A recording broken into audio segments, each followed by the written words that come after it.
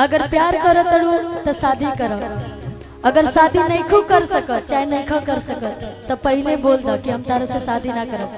झूठा उम्मीद में कभी जिंदगी मत जियो, नहीं क्योंकि ऐसा मौका दिया कि झूठा उम्मीद में तोरा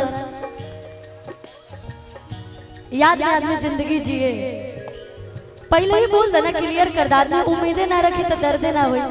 उम्मीद इंसान लगा के रख ले बा और तू बीच में अगर ओके छोड़ देबू तो सोचे तलू कितना जे के फील करी उहे समझे। एगो लड़का से प्रेम यानी एगो प्रेमी एगो प्रेमिका के बात जब दोनों एक दूसरे से प्रेम करते ले। अक्सर देखिए कि आदमी स्कूल में पढ़ेला चाहे ट्यूशन में वही घर प्यार होला, भले वो मुकम्मल होला चाहे ना होला, लेकिन पहला प्यार स्कूल में हुई चाहे ट्यूशन में हुई। तो एगो लड़की के ट्यूशन में प्यार हो जाता है और जब ओकर शादी कहीं और तय हो जाता कि और से हो जाता तो वो लास्ट में अपना प्रेमी के पास जाता है। घर को सीजन दर सबसे ज्यादा प्यार कब होता है? कब होता है? सुबह में, मॉर्निंग वॉक टाइम।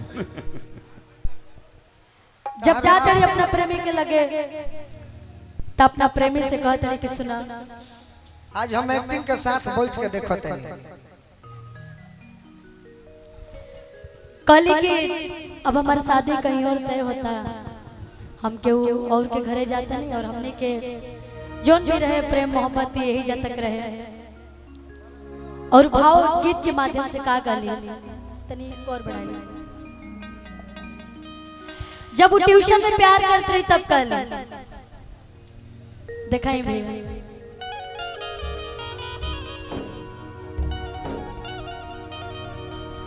कि ट्यूशन के प्यार यार पर गइल भारी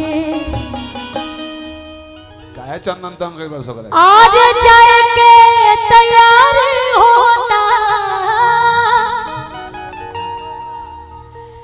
कि जाए के तैयार होता और दूसरा के दुआरे ट्यूशन के प्यार यार पर गइल भारी ट्यूशन के प्यार यार पर गइल भारी जाए के तैयार होता जाए के तैयार होता दूसरा के दुआरे ट्यूशन के प्यार यार पर गइल भारी ट्यूशन के प्यार यार पर गइल भारी छोड़ के न जाओ पिया छोड़ के न जाओ पिया तुझको मैंने ये दिल दे दिया तुझको मैंने ये दिल दे दिया। ओ पिया पिया ओ पिया पिया तुझको मैंने ये दिल दे दिया तुझको मैंने ये दिल दे दिया। ट्यूशन के प्यार यार पर गइल भारी ट्यूशन के प्यार यार पर गइल भारी। अच्छा यहाँ पे जितने भी लोग हैं किसको किसको ट्यूशन में प्यार हुआ है? हमको हुआ है भाई। किसको किसको ट्यूशन में प्यार हुआ है? हमको हाँ म्यूजिक 3 साल से। बिल्कुल बिल्कुल। इसमें से किसको किसको ट्यूशन में प्यार हुआ है? अरे खुशी हम बोलते हैं ना कि हमको हुआ है। छोटे बाबा मैं सुन ली हूँ लेकिन मैं चाहती हूँ थोड़ा सही में हुआ है, पूछ लो। सच में हुआ है? म्यूजिक 3 साल में प्यार हुआ है। अभी किस मतलब ब्रेकअप हो गया कि अभी भी वो है? चल आजीवन चलेगा। आजीवन चलेगा। बहुत अच्छी बात बहुत अच्छी बात। आजकल का प्यार ऐसा होता कहाँ है? आज का प्यार ऐसा होता है ना कि पहले लोग पागल बुलाते हैं प्यार से, फिर पागल करते हैं और फिर पागल बना के छोड़ देते हैं।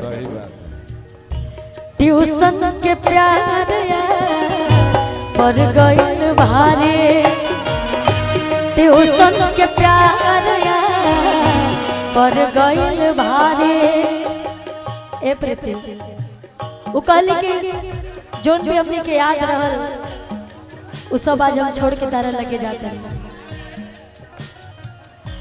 फोटो छिपा के रखत रही किताब में, रही किताब में, हो रही किताब में, चेहरा न भूल पाए आई वो ख्वाब में, अब तो ख्वाब में, हो अब तो ख्वाब में। और जब अपना ही सिक्का खोटा हो तो दुनिया की क्या ही दोष दी जाए, सही बात है ना।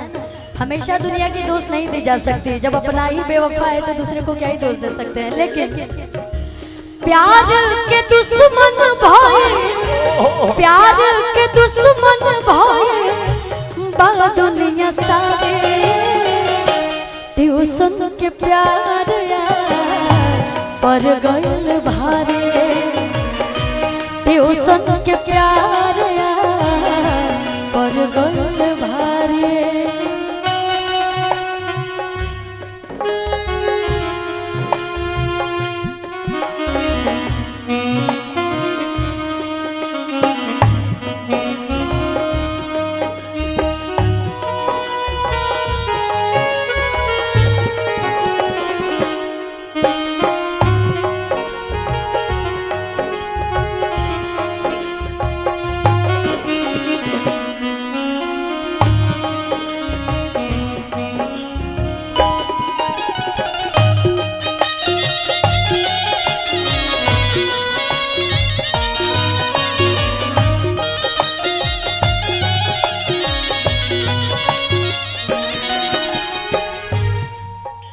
देखो प्रीति, हम वो सबसे कब, चाहे वो लड़की हो के चाहे लड़का हो, अगर प्यार करत रहो तो शादी करो। अगर शादी नहीं खो कर सकत, चाहे नहीं खो कर सकत, तो पहले बोल दो कि हम तारा से शादी ना करब। झूठा उम्मीद में कभी जिंदगी मत जियो, नहीं क्योंकि ऐसा मौका दिया कि झूठा उम्मीद में तारा याद याद में जिंदगी जिए। पहले ही बोल देना, क्लियर कर दा। आदमी उम्मीदें ना रखे तो दर्द ना हो। उम्मीद इंसान लगा के रख ले बा, और तू बीच में अगर ओके छोड़ देबू तो सोचे तलू कितना ई जे के फील करी उहे समझे। बाकी जेकर रोज जेकर ना होला कि आज काल तक गलते चलते बा, आज जो यार भतार बदलते बा, वो वाला प्यार नहीं। यह बदल ले भाई। और ये लड़कों के लिए लड़कियों के लिए दोनों के लिए है। ऐसे कहनी अगर प्यार करो, शादी करे तो पहले बता दो, शादी नहीं करे के तो वो पहले ही बता दो। बहुत सताई तो हम छुप छुप के मिला, छुप छुप के मिला हो, छुप छुप के मिला। दूसरा के फूल दूसरा बागे जाके खिला, बगिया के खिला हो, बगिया के खिला। वो भले हमको गलत समझते हो, लड़कियां कहती कि भले आप हमको गलत समझिए, लेकिन क्या करें, हमारी भी मजबूरी है। दोस्त ना हमार बाटे, दोस्त ना हमार बाटे, बाटे लाचारे कि ट्यूशन के प्यार पर गइल भारे, ट्यूशन के प्यार पर गइल भारे, ट्यूशन के प्यार पर गइल भारे, ट्यूशन के प्यार